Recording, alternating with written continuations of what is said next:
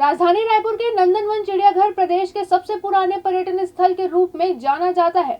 रोजाना यहां आने वाले पर्यटकों की संख्या औसतन 500 से 1000 तक रहती है। वहीं कुछ साल पहले यहां की रौनक कुछ और ही थी, लेकिन यहां के अधिकांश जानवरों को जंगल सफारी नया रायपुर में शिफ्ट कर दिया गया है, जिसके बाद नंदनवन की रौनक ही गायब हो गई है। लगभग 10 हेक्टेयर के क्षेत्र में फैला हुआ रायपुर का नंदनवन एक प्रकृति का केंद्र है, जो रायपुर शहर से महज 16 किलोमीटर दूर उद्यान प्राकृतिक सौंदर्य से भरपूर है।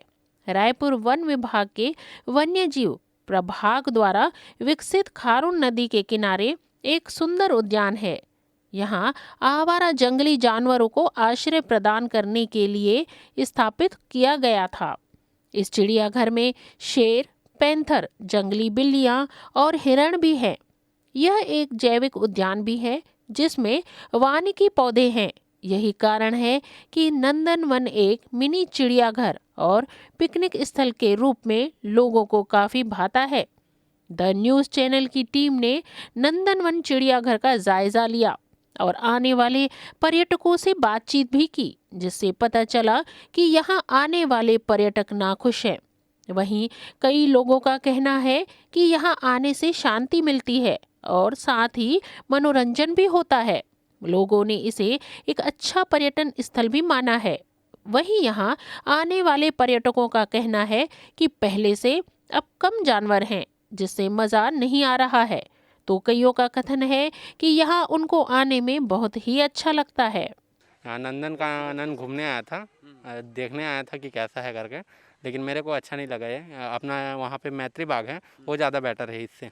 यहाँ तो कुछ देखने को ही नहीं मिला पहली बात तो, और उतना ज़्यादा मज़ा नहीं आया, एंजॉयमेंट नहीं हुआ हमारा। कोरोना काल अनलॉक के दौरान कई चिड़ियाघर और पर्यटक स्थल को छत्तीसगढ़ में खोला गया है। राजधानी रायपुर के नंदनवन पर अभी हम स्थित हैं। हम बात करेंगे उन परिवारों से जिनके द्वारा यहाँ पर कुछ समय के लिए घूमे भी है और देखे भी हैं। क्या लगता है आपको, ये चिड़ियाघर कैसा लगा? बहुत अच्छा लगा घूमने में। क्या क्या देखे आप? मोर देखा, उल्लू देखा, बहुत सब देखा, देखने के लिए मिला था। वातावरण भी बहुत अच्छा है देखने के लिए। और क्या सुविधा होनी चाहिए यहाँ के जो पर्यटक है, आपको क्या लगता है कौन कौन सी सुविधा बढ़ानी चाहिए? पीने का पानी होना चाहिए और लाइट का सुविधा होना चाहिए। अंधेरा में कई जगह में दिखाई नहीं दे रहा है। आपका नाम क्या है? मेरा नाम मधु है। कहाँ से आए? मैं भिलाई से हूँ, पावर हाउस। वहाँ जो बर्ड्स है उनको वैक्सीन लगाने से अच्छा रहेगा। जो आपका वहाँ पर बतख जो है, वहाँ पर बतख की संख्या बहुत ही ज़्यादा है। छोटा सा पॉन्ड है और पक्षी जो है बहुत ज़्यादा है, तो उनको तो कुछ वैक्सीन लगाना पड़ेगा, नहीं तो मरने का चांस है। आप नौका विहार करना चाहती थी, लेकिन यहाँ पर वो व्यवस्था नहीं है, सूख गया है पानी। नौका विहार हमसे अच्छा लगता था, लेकिन क्या है कि पानी नहीं है, जो थोड़ा सा डिसअपॉइंट हुआ। हम लोग सोच रहे थे कि अगर नौका विहार होता है तो अच्छा लगता घूमने में। नंदनवन कितने बार हो गया आते हैं? जी हम लोग पहली बार आए हैं। हम लोग वैजाग से आए हैं ना, भिलाई, तो नंदनवन देखने के लिए आए हैं। अच्छा लगा। नंदनवन चिड़ियाघर में वर्ष 2019 में लगभग 35,000 से ज़्यादा पर्यटक यहां घूमने आए। वहीं वर्ष 2020 में कोरोना संक्रमण के चलते यहां आने वाले पर्यटकों की संख्या में काफ़ी कमी हुई, जो पिछले साल की तुलना में केवल आधी ही रही। ये संख्या लगभग 16,000 तक सिमट गई। वहीं कोरोना अनलॉक होने के बाद नए साल 2021 में केवल एक ही माह में 22,000 से ज़्यादा पर्यटकों ने यहां आकर आनंद उठाया।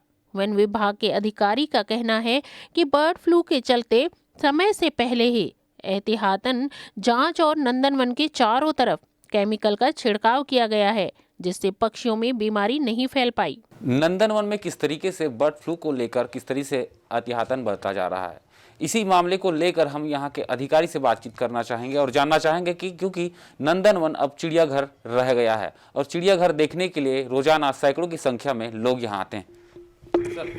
जिस दिन से बर्ड फ्लू का समाचार मिला है कि बर्ड फ्लू ने छत्तीसगढ़ में प्रवेश कर गया है, या उसके पहले भी जब वो एक समाचार चला था कि बर्ड फ्लू चालू हो गया है, तो हमने उसी दिन से एहतियात के तौर पे यहाँ सतर्कता बरत रहे हैं।